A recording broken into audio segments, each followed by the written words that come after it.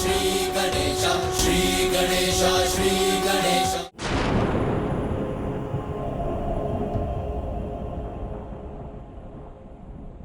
मैं कुछ नहीं बोलूंगी, किंतु एक अबोध बालक इस भवन से नदारद कैसे हो गया?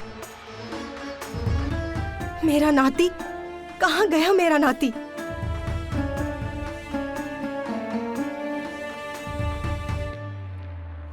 कैसी माँ हूँ मैं जो ये भी नहीं जानती कि उसका पुत्र कहाँ है। रह रहकर अनेकों चिंताएं घुमड़ रही हैं मेरे मन में।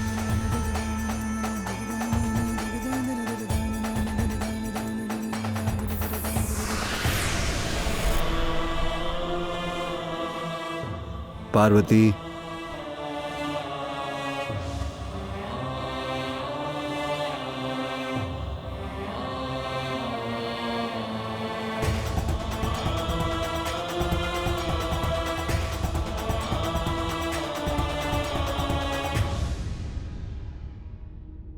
इस समय कहाँ जा सकता है वो? कहीं किसी संकट में तो नहीं? अब मैं क्या करूंगी? मेरी माँ के नेत्र बिना कुछ बोले ही मुझसे बहुत कुछ कह रहे हैं। उमा, अशांत मन चिंता को जन्म देता है और चिंता मन को और अशांत करती है, जिससे निराशा ही उत्पन्न होती है। निराश मन असफलता का कारण बनता है। इसीलिए मन को शांत करो गौरी, तो समस्या का समाधान अवश्य प्राप्त होगा। तुम्हारी मंगल कामना से उत्पन्न तुम्हारा पुत्र तो स्वयं मंगल मूर्ति है, वो यहीं कहीं होगा। नंदी, तुम सभी जाओ और ढूंढो उसे। बालक है वो, कहीं दूर नहीं गया होगा। जी प्रभु।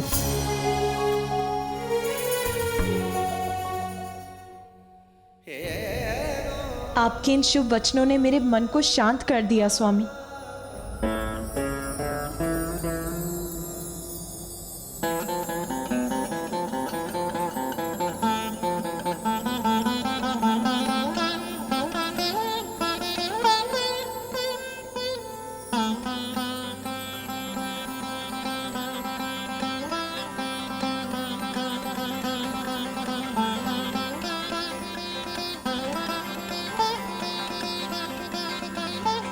पुत्र, तुम इसी पर लौट आओ। तुम्हारी माता को तुम्हारी चिंता हो रही है।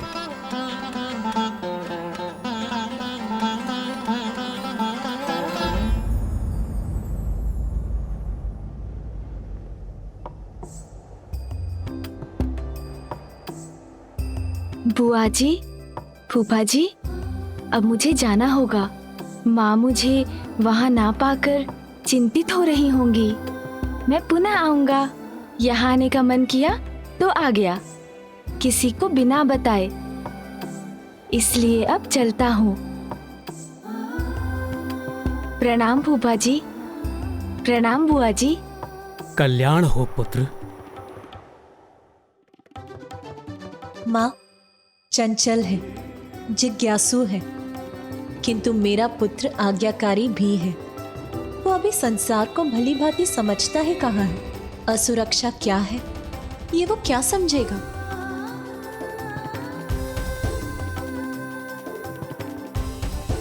माँ, मेरा मन व्याकुल अवश्य है, किंतु मुझे प्रतीत हो रहा है कि वो जहां भी है सुरक्षित है और वो शीघ्र लौट भी आएगा। माँ, माँ, आप मुझे ढूंढ रही है ना?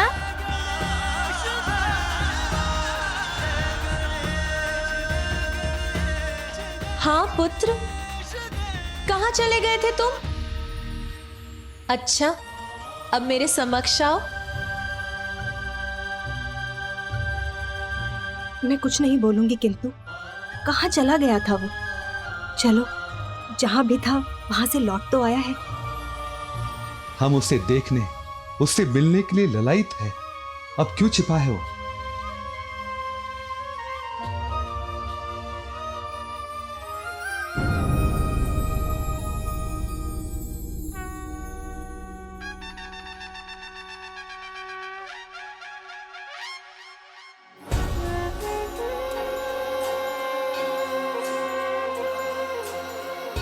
सुन जी, पहले आप।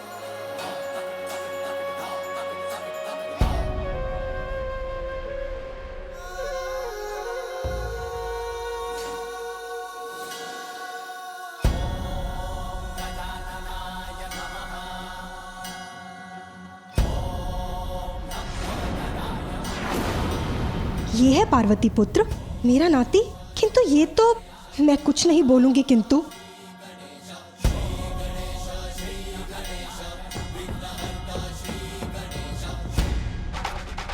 लीजिए, मैं आ गया माँ।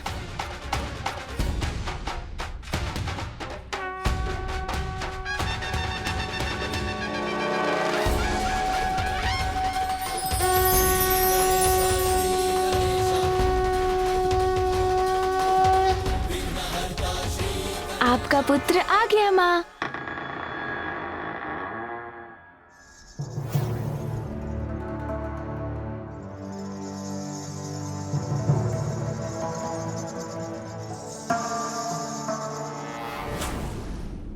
माँ,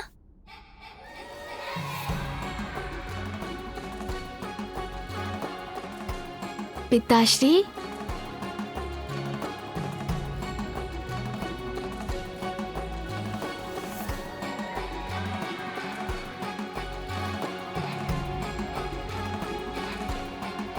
अच्छा हुआ दो स्वयं लोता है, नहीं तो हम ढूंढते ही ले जाते।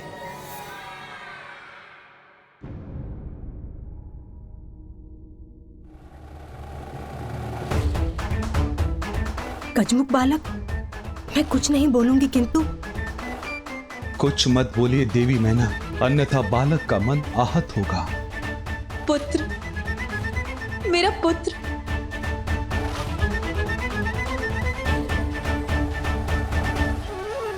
पुत्र, कहाँ चले गए थे तुम?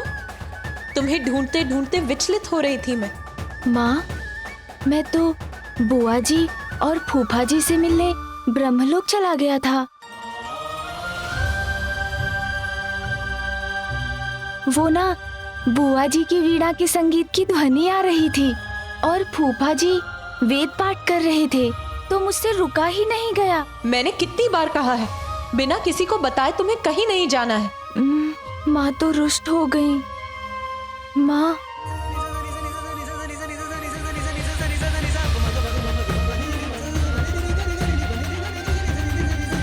प्रतीत होता है माँ को पुनः क्रोधित कर दिया मैंने। माँ दुखी तो मैं भी दुखी।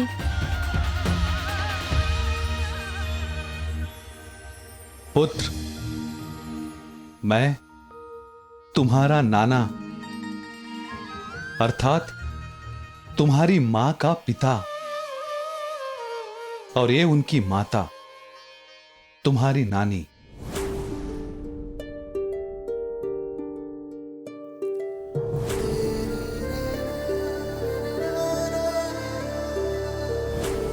प्रणाम नानी जी।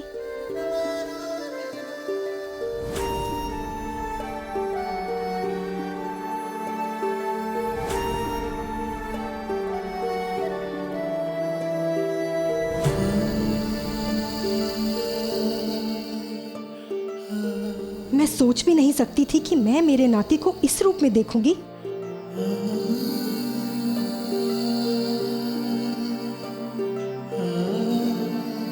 आपको भी प्रणाम नाना जी। माँ के मुख फेर कर चले जाने का दुख मैं कैसे सहूं? उन्हें तो मुझे मनाना ही होगा। मैं कुछ नहीं बोलूंगी किंतु मैंने तो अपनी पुत्री के पुत्र रूप में एक साधारण बालक की कल्पना की थी, एक विचित्र गजमुख बालक की नहीं। देवी मैना असहज हो रही है, जिससे बालक के कोमल हृदय को ठेस पहुंच सकती है। मुझे ही कुछ करना होगा।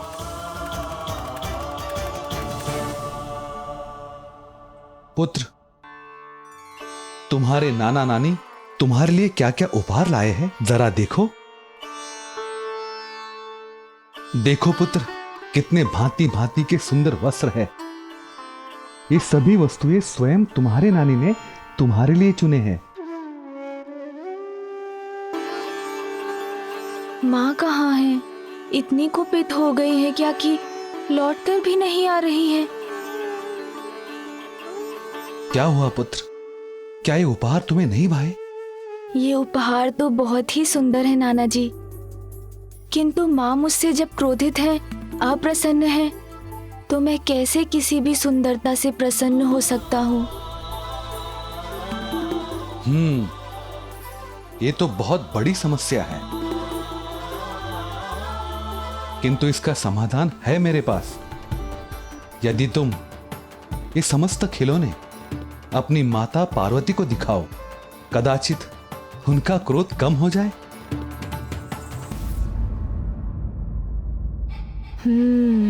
ये उचित होगा।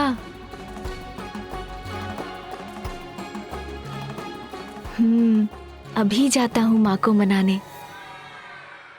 पिता पुत्र दोनों को ही मेरी कोई चिंता नहीं, तो मैं ही क्यों चिंता करूं? जाओ, जहां जाना है, जब जाना है जाओ, मुझे क्या।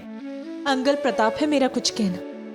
कितनी बार कहा मेरे निकट रहो, मुझे बिना बताए कहीं मत जाओ, किंतु उसे कहाँ कुछ सुनना है।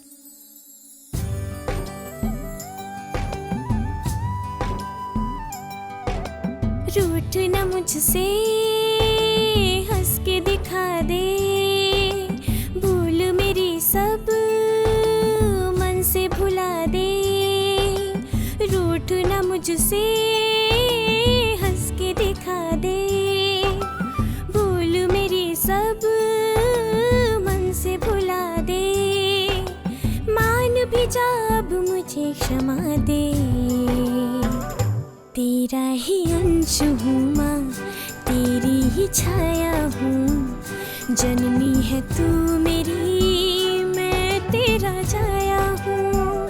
तेरी भुजाओं में ही मेरा संसार है। जननी है तू मेरी, मैं तेरा जाया हूँ, मैं तेरा जाया हूँ।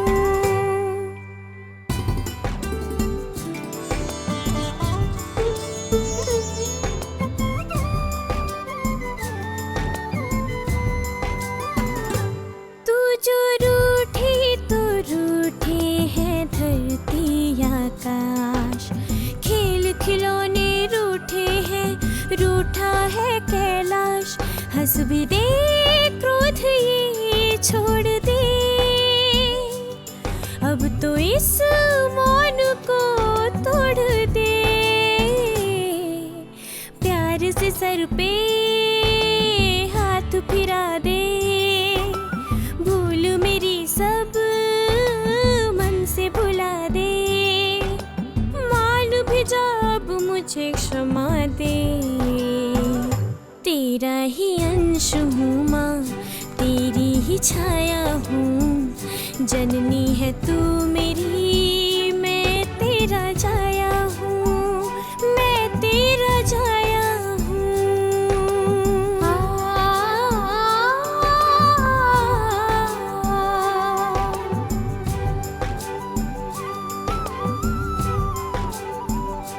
रूठ के मैं भला तुझसे कैसे रहूं, वायु में है प्राण जैसे, ऐसे मुझ में तू।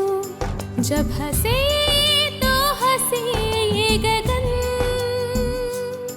तुझको पाके हुई मैं मगन। पुत्र प्यार से कह के बुला ले, भूल मेरी सब मन से भुला दे। मान भी जा अब मुझे क्षमा दे, मेरा ही अंश है तू, मेरी ही छाया है। जननी हूँ मैं तेरी, तू मेरा जाया है, तू मेरा जाया है।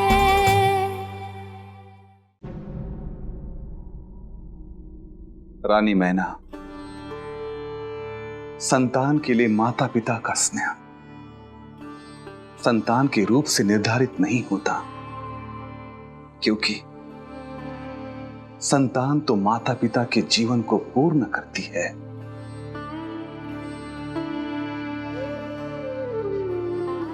गुणी संतान वही है जो माता पिता के प्रति अपना दायित्व पूर्ण करे, उन्हें निराश ना करे, उनका ध्यान रखे।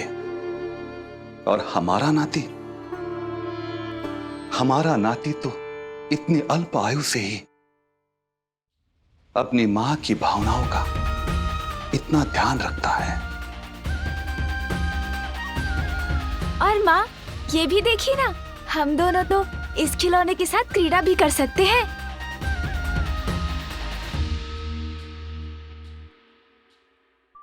पुत्र, तुम्हें तो बहुत समय पूर्व ही सो जाना चाहिए था, किंतु तुम तो ब्रह्मलोक ही चले गए। चलो विश्राम कर लो, शांति पूर्वक सो जाओ। मैंने तो सोने का बहुत प्रयत्न किया माँ, किंतु क्या करूं, मुझे तनिक भी निद्रा नहीं आ रही है। अच्छा चलो, मैं तुम्हें लोरी गाकर सुनाती हूँ, तब तुम्हें निद्रा आ जाएगी। ठीक है माँ। किंतु तुम्हें अपने नेत्र मूंदने होंगे।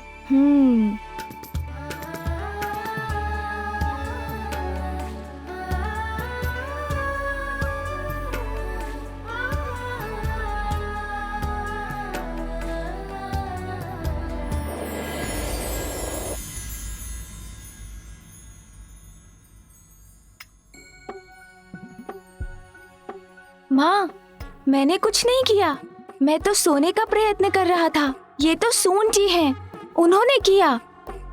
कितने नटखट हो तुम पुत्र, क्या करूं मैं तुम्हारा, कैसे सुलाऊं तुम्हें? मैं कुछ नहीं बोलूंगी, किंतु मैं उसकी नानी हूँ। लाओ, मैं सुला देती हूँ उसको।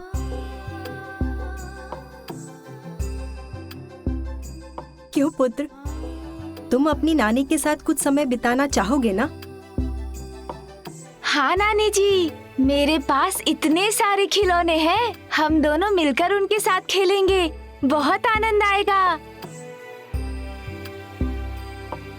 सोने का, विश्राम करने का तो इसका दूर दूर तक कोई विचार नहीं है।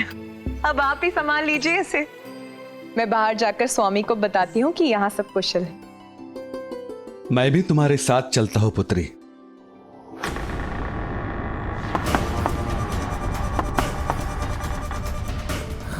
टक टका टक टक, शुभता का कंटक, मैं हूँ वज्रांतक।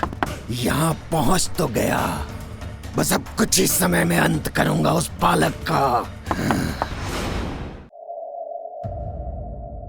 आजा निंदिया रानी, न कर आनाकानी, आँखों पे दिन के थकानों के बोझे, बिस्तर बिछोने सभी तुझको खोजे, पर जैसे तूने सताने की ठानी, आजा निंदिया रानी, न कर आनाकानी, नैना मेरे लाल के हैं जागे नानी जी, जागे।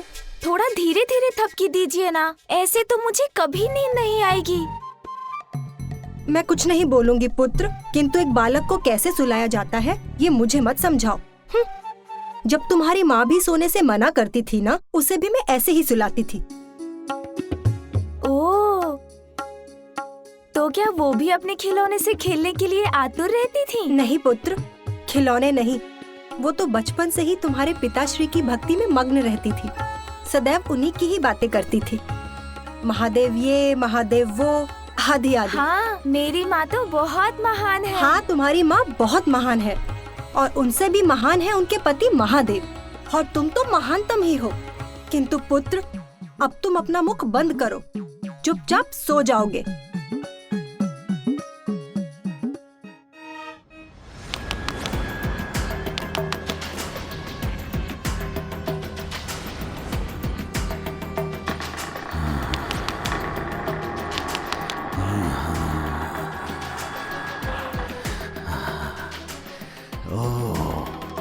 खिलौने तो मैं अब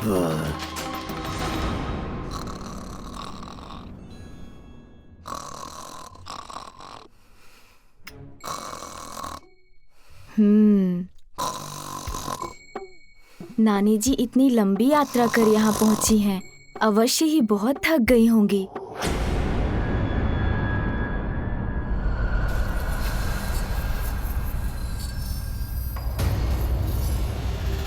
नानी जी भी सो गईं। अब वो वास्तव में कुछ समय के लिए कुछ नहीं बोलेंगी। बड़ी विचित्र बात है। नानी माँ कहती हैं वो कुछ नहीं बोलेंगी, फिर भी वो बोलती ही चली जाती हैं। उससे किसी को कोई हानि नहीं होती, तो उसमें अनुचित भी क्या है। किंतु मैं क्या करूँ?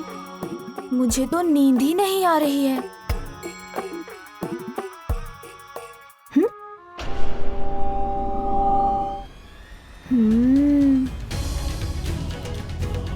कितना सुंदर दृश्य है। चंद्रदेव के प्रकाश से मेरे सारे खिलौने चमक रहे हैं, जैसे मुझे बुला रहे हो कि मैं जाऊं और उनके साथ खेलूं। जाना ही पड़ेगा, उनको कैसे दुखी कर सकता हूँ।